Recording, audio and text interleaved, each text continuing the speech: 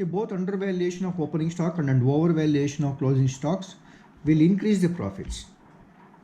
So therefore, we have to deduct to that extent.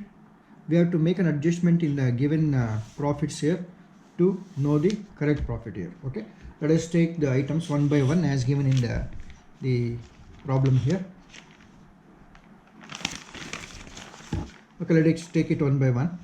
So the first item given is the salaries here. So 1,80,000 is the salary, and now coming down to the salary adjustment here, it says that salary includes rupees 30,000 to owner's son, which is in excess. That is, as per ITO, 5,000 is paid in excess. So let us take it as excess salary paid. Excess salary paid rupees 5,000. And then the next item is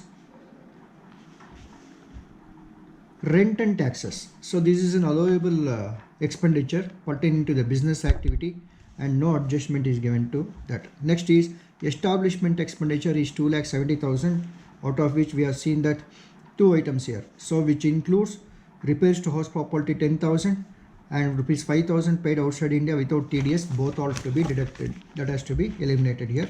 That means we have to add it back to the profits here. So the first one is repairs to house property. Repairs to house property, that is given as rupees 10,000, and then payments made outside India without TDS. So we'll write it as amount paid outside India without TDS. Without TDS. Okay, it is rupees 5,000. It is given as 5,000. So this is 5,000. So both adjustments are taken into account here. Next is the provision for bad debts. As given in the P&L account, we have to go item wise and we have to check whether there are any inadmissible expenses which are already debited here. So therefore, so you have to check for each and every item here. Provision for bad debts is given as 5,000. See, provision as such is not a deductible expenditure. Only the actual bad debts, if it is given, then only we have to allow it for deduction. So provision is only a creation out of profits. So therefore, this creation of provision will reduce the actual profit. So therefore, this has to be added back to know the actual profit. So let us take it as provision for bad debts. Provision for bad debts, that is 5,000 rupees, 5,000. And then the next item is publicity, 30,000 rupees. See, publicity is nothing but an advertisement. Both advertisement and publicity is eligible for the business expenditure. So therefore it is a allowable expenditure. And then we have patents purchased, on which we have to calculate depreciation, and likewise we have technical know-how rupees 1 lakh, on which we have to calculate depreciation as we have discussed. So both are capital expenses for which the depreciation is not charged so far, because from the given explanation here we come to understand this depreciation is excluding both these assets. So therefore we have to calculate depreciation for these items. Okay, let us calculate the amount of depreciation here. So the first item is patents and the technical know-how, both are amounting to 1 lakh rupees. I will take it as patents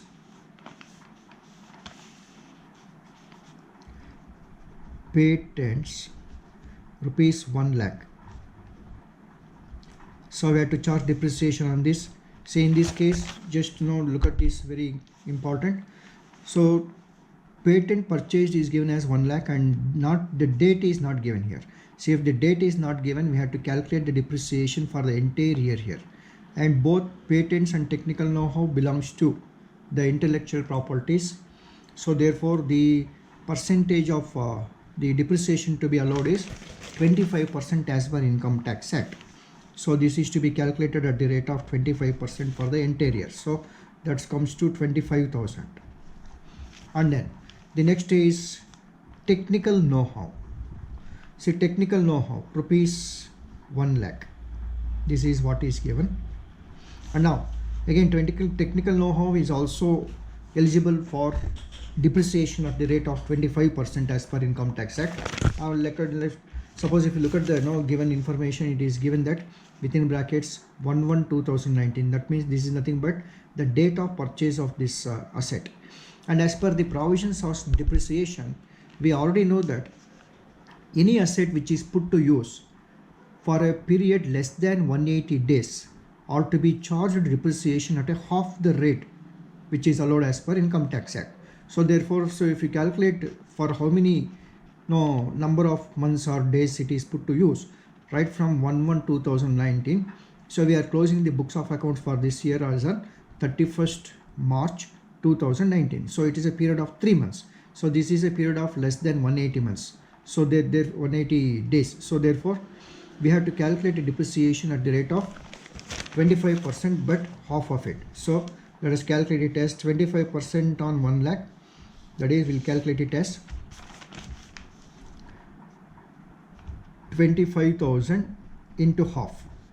So I calculated 25% of 1 lakh is 25,000. We have to take half of it as depreciation here. So that comes to 12,500 rupees. Now the total depreciation to be deducted or allowed now is 37,500. This is the total depreciation to be deducted. So now, why do we deduct it here is, say because this depreciation is not included in the under this depreciation of 70,000, and this is a new depreciation. That means this comes under admissible expenditure not debited in the P&L account. So therefore, now we are eliminating these two items from the P&L account here.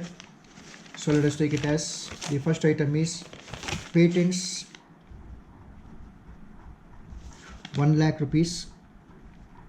It is inadmissible because it is a capital expenditure. Likewise, the technical know-how, again it is also rupees 1 lakh, and we are charging depreciation on that here. So the depreciation comes to depreciation. I will write it as depreciation on patents and technical know-how both together. So it is 37,500. So this is the depreciation to be allowed. Now let us move on to the next item here. Next is depreciation itself. This is excluding these two items. So therefore depreciation given is 70,000, and we have a adjustment here. The depreciation given here is, so allowable depreciation is only 50,000. So therefore the excess depreciation is to be added back. So let us call it as excess depreciation, that is 70,000 minus 50,000. The excess depreciation is rupees 20,000 here. That is to be added back. And then, so what we have is donation to National Laboratory 50,000 rupees. See, donation to National Laboratory means it is a national laboratory for any scientific research. So it is a contribution made by the SSC. So this contribution is eligible for deduction at the rate of 150% of the donation made. That means if you make a donation of rupees 100, you can claim a deduction of 150 rupees. That means 50% more of what you have paid. So therefore now he has debited only 50,000 here. So he is eligible for a deduction of 75,000 in fact, but only 50,000 is debited. So therefore the rest of the balance of 25,000 is to be given as a deduction now. So let us take it as donation to National Laboratory. So this is an additional donation which is to be deducted as per the act. So therefore we are taking 25,000. Okay, you can just put a note for that. So it is to be given at the rate of 150%. So therefore whatever the shortfall which is debited here is taken as a deduction here. That is rupees 25,000. And then the next is, so the next item given on so these are the items on the debit side of the P&L account. Let us go to the other items here on the credit side of the P&L account. Now coming to the credit side, we have commission, so that means commission received rupees 1 lakh, so it is naturally a business income, so it is an allowable income, or it's a business income basically. And then refund of GST, so as per the new system under GST, the refund of GST is also a business income, because the GST is calculated on the goods sold by the assessee here, so therefore naturally it is a business income. And then by refund of excise penalty, so just look at this okay, this item, refund of excise penalty, basically any fines and penalties are not at all allowable under Income Tax Act, I mean under particularly the business here. And this is a refund of excise penalty, so we are not bothered about the penalty itself, and it is not allowed as a expenditure. So if that is the case, the refund of excise penalty cannot be considered as a business income, so therefore this is to be removed. So I'll take it as refund of excise penalty. So I'm just taking it as we have no second item to be deducted is non